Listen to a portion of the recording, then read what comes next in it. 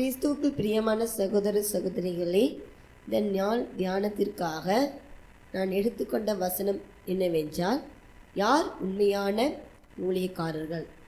ஏனென்றால் கடைசி நாட்களில் இயேசு சொல்லியிருக்கிறார், அநேக கள்ள ஊழியக்காரர்கள், கள்ள போதகர்கள், கள்ள தீர்க்கதரிசிகள் கடந்து வருவார்கள். கடைசி நாட்களில் அநேகர் என்ன செய்வாங்க? அற்புத அடையாளங்கள் செய்வார்கள். தெரிந்து கொள்ளப்பட்டவர்களை வஞ்சிக்கப்படத்தக்க அளவுக்கு அடையாளங்களும் அற்புதங்களும் செய்வார்கள் என்று இயேசு சொல்லியிருக்கிறார். ஆகவே இந்த நாட்களில் நாம் அதிகமாக உண்மையான ஊழியக்காரர்களை கண்டுபிடித்து அவர்களுடைய சபைக்கு கடந்து போகுவது மிகவும் அவசியமான ஒரு காரியமாக காணப்படுகிறது. ஆமென். உண்மையான ஊழியக்காரர்களை நாம் கண்டுபிடிக்க வேண்டும். நாம் அற்புதங்கள், வரங்கள், இன்னொன்று தீர்க்கதரிசனம் சொல்லுதாங்க, ரொம்ப ஃபேஷனாக இருக்கிறாங்க, ரொம்ப ரிச்சாக இருக்கிறாங்க, அவங்களுக்கு தேடி ரொம்ப கூட்டம் போகுது, அப்படி பார்த்து அவங்க பின்பாக நாம் என்ன செய்யக்கூடாது? போகக்கூடாது. அப்போ யார் உண்மையான ஊழியக்காரர்கள்? உண்மையான ஊழியக்காரர்கள் எப்படி கண்டுபிடிக்கலாம்? நான் அதை குறித்த சில காரியங்கள் உங்களோடு கூட பகிர்ந்து கொள்ள இந்த நாளில் விரும்புகிறேன். முதலாவது எடுத்து வாசிக்கலாம். 2 கொரிந்தியர் 11ஆம் அதிகாரம் 15ஆம் வசனம்.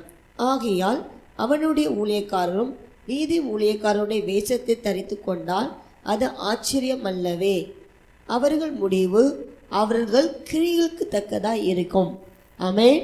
அப்போ பிசாசுடைய ஊழியக்காரர்கள் எப்படி தான் இருப்பாங்க? நீதியின் ஊழியக்காரருடைய வேஷத்தை என்ன செஞ்சிருப்பாங்க? தரித்து கொண்டிருப்பார்கள். ஆமென். நீதி, அவங்களும் நீதிமான் போல நமக்கு என்ன செய்யும்? காணப்படும். அவங்களும் ஊழியக்காரர்கள் போல தான் என்ன செய்வாங்க? காணப்படுவார்கள். அவங்களும் ரொம்ப பெர்ஃபெக்டாக தான் என்ன செய்வாங்க? இருக்கிறது போல் நமக்கு என்னது தெரியும்.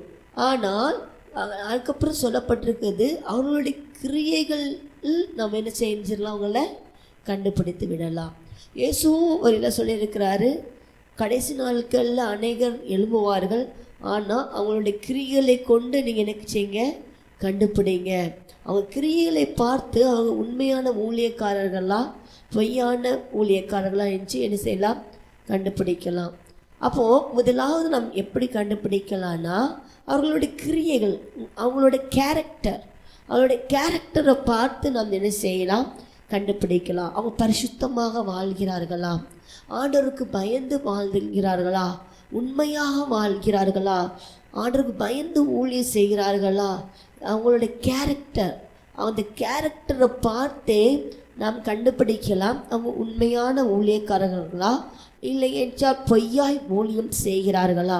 அவங்க உண்மையாக ஆண்டவருக்கு பயந்து ஊழியம் செய்கிறார்களா இல்லை என்றால் பொய்யாக ஊழியம் செய்கிறார்களான்னு அவங்களுடைய கேரக்டரை வச்சே நம்ம என்ன செய்யலாம்? முதலாவது கண்டுபிடிக்கலாம். இது கொஞ்சம் கடினமான காரியமாக இருக்கலாம், கேரக்டரை கண்டுபிடிக்க. ஏன் தெரியுமா? நம்ம எப்பொழுதும் அவங்க கூட என்ன செய்கிறது கிடையாது, இருக்கிறது கிடையாது. நம்ம ஏதோ சண்டே ஆராதனைக்கு போவோம், அவங்கள பார்ப்போம், வருவோம். ஆகவே கேரக்டரை பார்க்குறது மிகவும் ஒரு கடினமான காரியமாக இருக்கலாம். ஆனால் அதை விட இன்னொரு காரியத்தை கூட நீங்கள் அவங்க பார்க்கலாம். அவங்க வாயில் ஆண்டோட வார்த்தை வருகிறதா? ஏன்னா தீர்க்கதரிசன புஸ்தகத்தில் சொல்லப்பட்டிருக்கு, ஆசாரியர் உதடுகள் வேதத்தை சொல்லும். அப்போ ஆசாரியர்கள் உதடுகளில் வேதம் காணப்பட வேண்டும். அப்போ அவங்களுடைய வாயில் புறப்படுகிற வார்த்தை சத்தியத்தை சொல்லுகிறதா? சத்தியமான உபதேசத்தை போதிக்கிறதா? அப்படின்றது சொல்லணும். அப்படி தெரியுதா? நம்ம பார்க்கணும். அவங்க சத்தியத்தை போதிக்கிறாங்களா? சத்தியமான உபதேசத்தை கை கொள்ளுகிறாங்களா? வேறுபட்ட ஜீவியத்தை குறித்து பேசுகிறார்களா? இந்த உலகத்தை குறித்து ஒரு தனிப்பட்ட வாழ்க்கை வாழணுண்டு அவங்க அதை மெயின் பண்ணி அவங்க என்ன செய்கிறாங்க? பேசுகிறார்களா? அதை என்னது நம்ம பார்க்கணும். அது கட்டாயம் நம்ம என்ன செய்ய வேண்டும்? பார்க்கணும். அந்த ஊழியக்காரர்கள் சத்தியத்திற்கு நிற்கிறவர்களாக இருந்தார்கள்னா அவங்க கட்டாயமாக உண்மையான ஊழியக்காரர்களாக இருப்பார்கள். பொய்யான ஊழியக்காரர்கள் சத்தியத்துக்கு என்ன செய்ய மாட்டாங்க? நிற்க மாட்டாங்க. சத்தியத்தை புரட்டுகிறவர்களாக காணப்படுவார்கள். சத்தியத்தை பேசுகிறவர்களாக இருக்க மாட்டார்கள். அவங்க வேறுபட்ட ஜீவியத்தை குறித்து பரிசுத்தத்தை குறித்து பேசுகிறவர்களாக இருக்க மாட்டாங்க. எதுவுமே அவங்களே முதல்ல பரிசுத்தமாக வாழ மாட்டாங்க. முதல்ல அவங்களே வேறுபட்ட ஜீவிக்க மாட்டாங்க. அப்படி இருக்கும்பொழுது அவங்க அதை குறித்து என்ன செய்ய மாட்டாங்க, பேச மாட்டாங்க. அப்போ அவங்க உண்மையான ஊழியக்காரர்கள் என்னது கிடையவே கிடையாது. ஆமென். அப்போ உண்மையான ஊழியம் செய்கிறவர்கள் ஆண்டுடைய வார்த்தைக்கு முக்கியத்துவம் கொடுப்பாங்க. ஆண்டுடைய வார்த்தையில் ஜனங்களை என்ன செய்வாங்க, நடத்துவாங்க. ஆண்டவருடைய வார்த்தைக்கு நேரம் அவங்க ஜனங்களை நடத்துகிறவர்களாம் நீங்கள் பாருங்கள். அப்படி அவங்க ஆண்டோடைய வார்த்தைக்கு நேராக ஜனங்களை நடத்துகிறவர்களாக இருந்தால் அவங்க ஒரு உண்மையான ஊழியக்காரர்களாக இருப்பார்கள். மூணாவது, ஊழியக்காரர்கள் பொருளாசை இல்லாதவர்களாக இருப்பார்கள். வேதத்தில் இது 1 தீமோத்தேயுவில் பார்க்கும் பொழுது 1 தீமோத்தேயுவில் பவுல் தீமோத்தேயுக்கு அதுக்கு சொல்லுகிறார், ஊழியக்காரன் எப்படி இருக்கணும், பொருளாசை இல்லாதவனாய் இருக்க வேண்டும். ஆமென். போதுமென்ற மனதுடனே இருக்க வேண்டும், ஆசைப்படக்கூடாது. ஊழியக்காரர்களுக்கு ஆசை என்ன செய்யக்கூடாது, வரக்கூடாது. இருக்கிறது என்னது, போதும் என்கிற எண்ணம் இருக்கணும். நிறைய ஊழியக்காரர்களுக்கு உலகத்தின் பொருட்கள் மேலே ஆசை இருக்கும், இல்லைன்னா பெண்கள் மேலே ஆசை இருக்கும், ஏதாவது ஒரு காரியத்து மேலே என்னது ஆசை இருக்கும். அவங்க யாரும் உண்மையான ஊழியக்காரர்கள் கிடையாது. யாருக்கு ஆண்டவர் மேலே ஆசை இருக்கோ, ஆண்டவருடைய ராஜ்யத்தை குறித்தான ஆசை இருக்கோ, ஆண்டவருடைய சுவிசேஷம் எல்லா இடங்கள்லையும் அறிவிக்கப்படணும் ஒரு பாரம் இருக்குதோ, அவங்க தான் உண்மையான ஊழியக்காரங்க. இன்னும் நமக்காண்டி பணம் சேர்க்கணும், வீடு வாங்கணும், கார் வாங்கணும், இன்னும் நிறையா வாங்கணும், நிறைய செய்யணும், அப்படி உலகத்தை நேசிக்கிறவங்க உண்மையான ஊழியக்காரங்க இருக்க மாட்டாங்க. உலக ஆசை, பணத்தின் மேலே ஆசை, பணம் பணம் பணம் பணம் பணம்னு பணத்து விசுவாச ஜீவிக்காமல் பணத்தின் மேலே ஆசை வைக்கிறவர்கள் ஒரு உண்மையான ஊழியக்காரர்களாக என்ன செய்ய முடியாது, இருக்க முடியாது. ஆகவே எந்த ஊழியக்காரர்கள் பணத்தின் மேல் ஆசை வைக்காமல் ஆணுடைய ராஜ்யத்துக்காக பிரயாசப்படுகிறார்கள், எந்த ஊழியக்காரர்கள் இந்த உலகத்தின் காரியங்கள் மேலே ஆசைப்படாமல் ஆண்டவருக்காக எல்லாம் வச்சு செலவு செய்கிறவர்கள், அவங்க தான் யார், உண்மையான ஊழியக்காரர்கள். அவங்களுக்குள்ளே என்ன இருக்கக்கூடாது, பொருளாசை இருக்கக்கூடாது. முதலாவது அவங்களோட கேரக்டர் சொன்னேன்.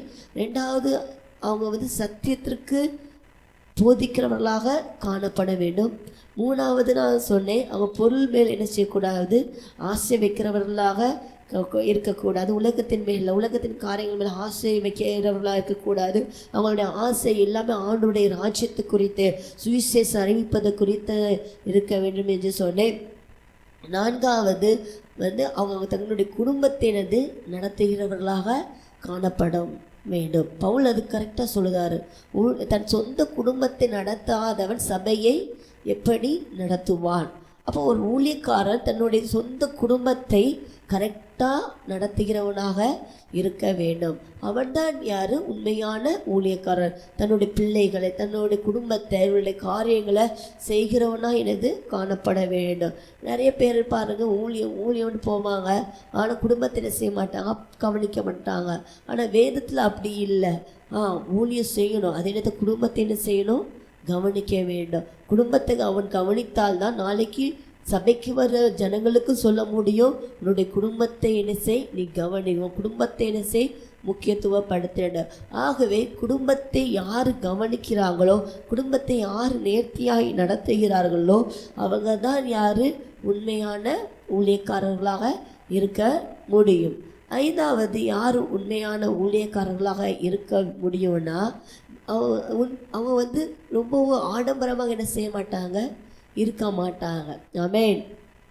தாழ்மையாக என்ன செய்வாங்க, இருப்பாங்க. நிறைய பேர் சொல்லுவாங்க, நாங்கள் எஜமானுக்கு என்ன செய்கிறோம், ஊழியம் செய்கிறோம், எங்கள் தேவன் ராஜா, அதனால் நாங்கள் எப்படி இருக்கணும், ஆடம்பரமாக இருக்கணும். ஆனால் வேதத்தில் பார்க்கும் பொழுது அப்போஸ்தலர்களாக இருக்கட்டும், இல்லைன்னா இது வரைக்கும் ஊழியம் செய்த மிஷினரிகளாக இருக்கட்டும், அவங்க தங்களுடைய ஆடம்பரங்கள் எல்லாம் வச்சு விட்டுட்டு தான் தேவனுக்காக என்ன செய்தார்கள், ஊழியம் செய்தார்கள். எல்லாம் வச்சு விட்டுட்டு தான் வந்தாங்க. பேதுவாக இருக்கட்டும், யாராக இருக்கட்டும், எல்லாம் வச்சு விட்டுட்டு, ஆடம்பரம் சுகபோகம் எல்லாம் வச்சு என்னது விட்டுட்டு தான் ஆண்டருக்காக என்ன செய்தார்கள், ஊழியம் செய்தார்கள். இப்போ ஊழியக்காரர்கள்னால் இயேசுவை போல தாழ்மையாக, எளிமையாக காணப்படணும், இயேசுவை போல காணப்படணும். அவங்க தான் யார்? உண்மையான ஊழியக்காரர்கள். பிரியமானவரின் கடைசி நாட்களாக இருக்கிறபடினால அவங்களோட கேரக்டரை வச்சு நீங்கள் அவங்கள அறிந்து கொள்ளலாம். அவங்களோட உபதேசத்தை வைத்து நீங்கள் அவங்கள அறிந்து கொள்ளலாம். அவங்க பொருளாசை உள்ளவர்களாக இருக்கிறார்களா பார்த்து நீங்கள் அறிந்து கொள்ளலாம். அவங்க தங்களுடைய குடும்பத்தை சரியாக நடத்துகிறார்களா என்பதை பார்த்து நீங்கள் அதை அறிந்து கொள்ளலாம். அவங்க எப்படி அவங்களுடைய லைஃப் டைம் ஆடம்பரமாக இருக்கா, நல்லா சிம்பிளாக வாழ்ந்தாங்க, அதை வைத்து நம்ம என்ன செய்யலாம்? அறிந்து கொள்ளலாம். ஆகவே இந்த நாட்களில் ஊழியக்காரர்களை நாம் கண்டுபிடித்து நல்ல சபைக்கு போக வேண்டியது நமக்கு அவசியமாக காணப்படுகிறது. எல்லாமே சபைகள் அல்ல, எல்லாரும் ஊழியக்காரர்கள் அல்ல. நல்ல சபைக்கு போங்க, நல்ல ஊழியக்காரர்கள் கீழே இருந்து அவங்களுடைய வார்த்தைக்கு கீழ்ப்படிந்திருங்க. கர்த்தர் உங்களை ஆசீர்வதிப்பாராக. உங்களை நேசிப்பவரே, பரலோக தேவனே, இந்த வார்த்தை கேட்குற பிள்ளைகள் உண்மையான ஊழியக்காரர்கள் அறிந்து கொள்ளுகிறார். அந்த பகுத்தறிவை கொடுப்பீராக. அந்த பகுத்தறிவை நீங்கள் கொடுங்க. உடைய நாம மகிமைப்படட்டும். இயேசு மூலம் ஜெபிக்கிறோம் நல்ல பிதாவே, ஆமென். God bless you.